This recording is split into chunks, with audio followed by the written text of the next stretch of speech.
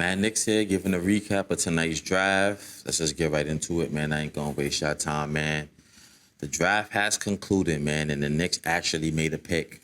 I mean, I wanted to go down the whole list of picks that we could have picked and what we traded out for and what did we recoup, and it's been so much of a whirlwind, man. I know we just got a bunch of second round picks and we actually came out with two players. We thought it was three, but we came out with two players, man. Jack KO, 39th overall, and Tyler Nickel, 47th overall.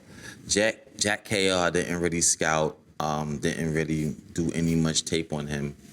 Tyler Nickel, I am somewhat familiar. Watched him throughout the year. I actually like Tyler Nickel, man. Like, I mean, when I think about what it is that he brings to the table, that shot looks automatic.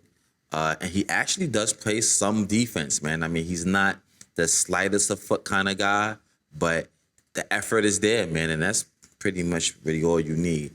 Jack KL, I watched something after we picked him, some tape on him after we picked him. He does have a game, man. Don't get me wrong. He does have some game, but I don't know what to make of this, man. Summer League is going to tell us a little bit more what to make of these guys, but I don't know what to make of it, man. He's saying that he's supposed to stick with the team. We'll see, man. And we did have Ugana Onyenso, who I did do some scouting on. I mentioned him in my last video, with what he was, a defensive shot blocking, athletic big, explodes on dunks, a lob threat. I kind of compared him to Nerlens Noel. He was really new to basketball. From what I gathered, he's only been playing basketball for a handful of years. So he doesn't really have a skill set, but just a high energy, high octane motor, tall, athletic big. But we end up trading him. So what does it mean? It didn't really mean much of nothing. So now, being that as it may, that we did all of these trades for cash considerations and moved out of the first round and moved out the beginning of the second round, because there were some players we could have picked up, man. I mean, I did like the big from North Carolina, a stretch big that could shoot. I did like him, but we end up not going big at all. So I did like Malik Thomas.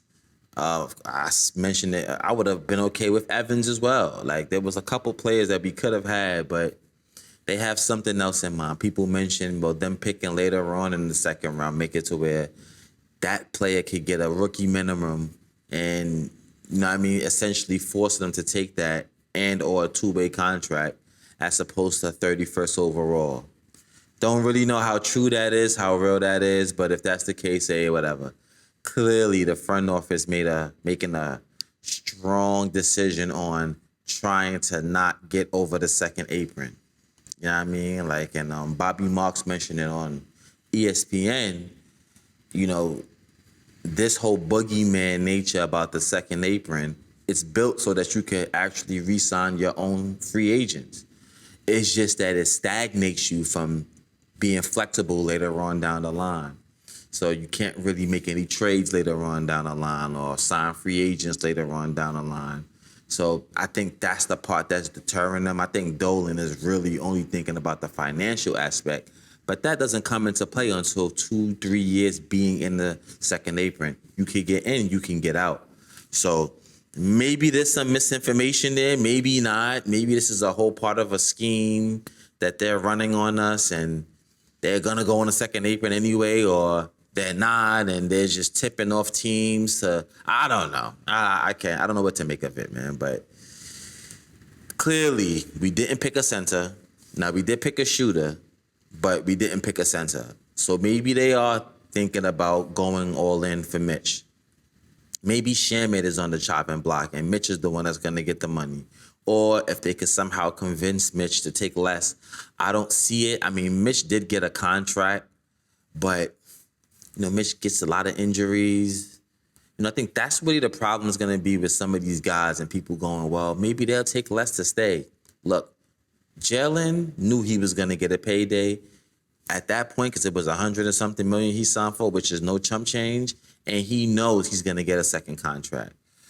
You know, Shamit is a French NBA player, man. He might not never get a payday. He might not get a big payday now. So he has to kind of like, scratch and claw and scrape for every dime. Mitchell Robinson deals with injuries. He's pretty injury prone. We all know it. I'm sure he knows it. So he can't play around with the finances. He has to capitalize now. So it's very different to just, it's very different circumstances than Jalen and other players who know they're going to be able to reap the benefits later on down the line. But being that as it may, man, I think if I had to choose between Mitch and Shamit, I'll choose Mitch. I'm going to be real with you. We could find under Shamit, but Mitch's are hard to come by. And you can see what's going on right now. Wemby is a force, and everybody is trying to get taller now. And we have a guy in-house. We don't have to go searching. We have a guy in-house. So I'm hoping that we do that. I'm hoping we can keep both. But if not, definitely keep Mitch, man. Teams, man, I'm looking at the Lakers. The Lakers was trying to trade for Yves Messi, man, but the Pelicans rejected. They're on our heels, man. They're going to want Mitch. Among other teams, man, they're going to want Mitch. So we can't play with this one, man. We can't play with this one. And I'm hoping that it was just tongue-in-cheek talk from Dolan, and we are going to go in the second apron so we could keep Mitch, man. I don't see why not after we just won a championship. Now you want to do that?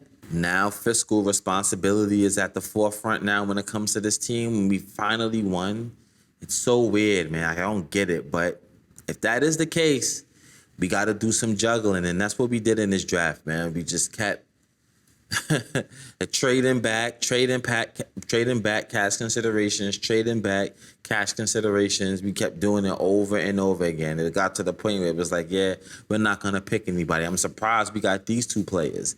And who knows what's going to happen with these two players. So very uneventful draft, to say the least, man. I think all Knicks fans was kind of just holding out hope that maybe possibly we'll make a pick with all these players because, yes, man, I think the kind of thing you're looking at when it comes to just bowing out in these drafts is that you're missing out on talent who can contribute. You're missing out on really good talent who could contribute, man. And you don't know, man. It might be a superstar that you just didn't even consider or you didn't pick. And it's like, well, he could have helped us. And now we're on the free agent market looking for a clone of this person that we could have just drafted. That's where FOMO really sets in, man. So, hey, man, I'm hoping for the best, man. So as of now, we're about $14 million under the second apron. Still not enough all in all. I believe Jose has a 4.2 or 4.5 player option. He kicked that ball down the road, so it's going to be, the deadline was supposed to be the 22nd. I believe it was 4 days after, so the 26th. Hey, man, I don't know, man. I don't know if Jose gets a raise. I think Jose probably should just opt in and take the $4 million. That will leave us with about $10 million.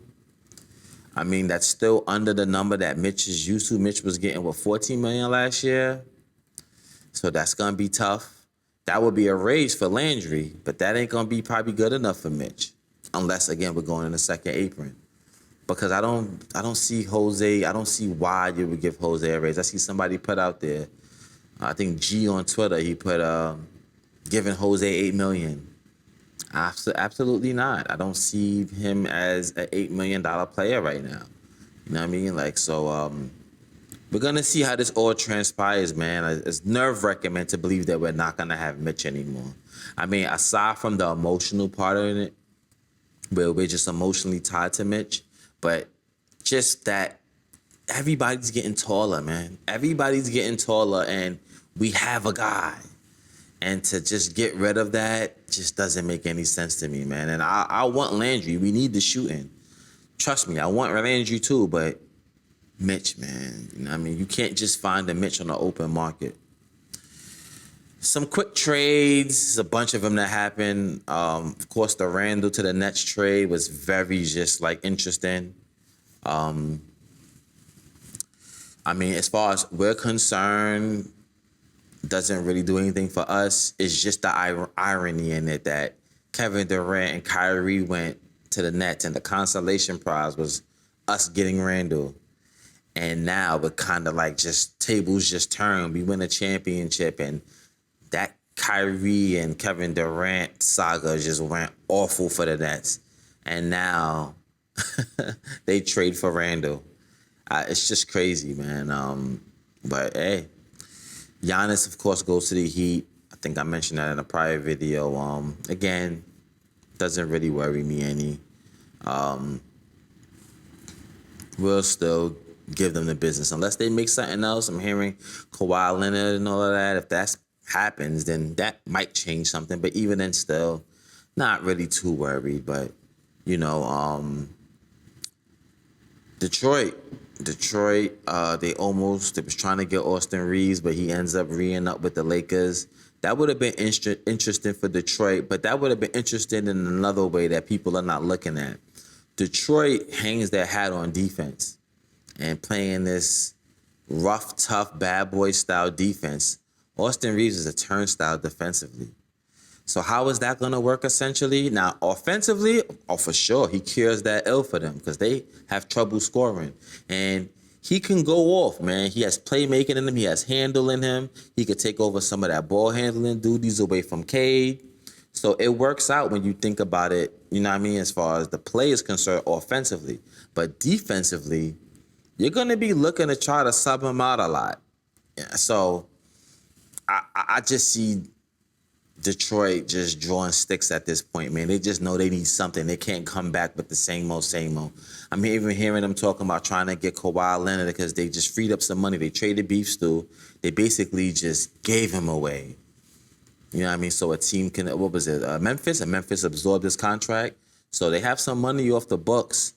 Maybe they're looking to get Kawhi. A while back, I heard them possibly trying to get Kyrie Irving. I don't think Kyrie's going anywhere. I think Kyrie's going to stay put in Dallas. If he does get traded, maybe it is Minnesota, because you trade Kyrie, well, Detroit is going to have to give up something for Kyrie. They're going to have to give up something. You're not going to be able to get him for Tobias Harris and Jenkins. Like, nah, they're going to want Thompson.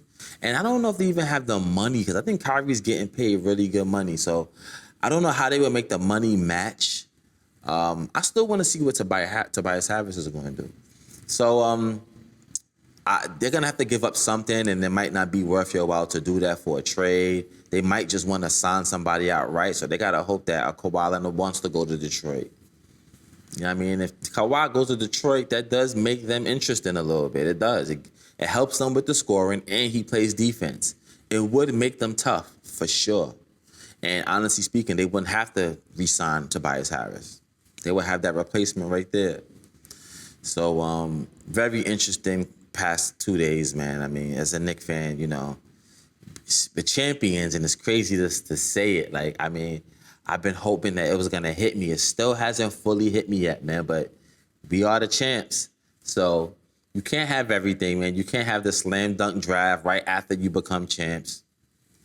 You know what I mean? Like, the way the league's set up, the cap situation is to where it's going to be hard to repeat. It's going to be hard. I mean, it's easy to re-up with your players, but it's going to be some sacrifice doing so. So very interesting past couple days, man.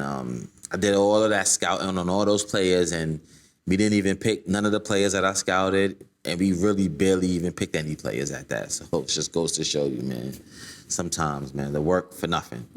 But yeah, man, that's pretty much it, man. That's pretty much it. So Summer League is coming up next. I'll be covering all of those games. Free agency is coming up. We're going to be covering free agency, some more rumors. There's so much more to speak about. Brown news, where Jaylen Brown is going to go.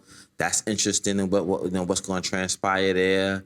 I see him not getting traded, even though they're shopping him, and I understand. I think it's hard to mend that now. They've been shopping him countless of times throughout the years, and you know, he finally got a taste of him being the number one option. I think he likes it, but I don't see what team ponies up something that's decent enough for Boston.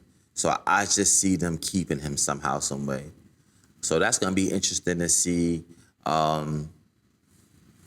And that's really pretty much it, man. Everybody else is pretty much standing pat, man. I mean, all in all, in the Eastern Conference, man. So yeah, man, Mad Knicks here, man. Like, comment, subscribe. Subscribe to my Mad Knicks short channel. Follow me on @KMulls_. The draft is now concluded, and now we move on to summer league and free agency, man. So y'all already know what it is, man. Let's go Knicks.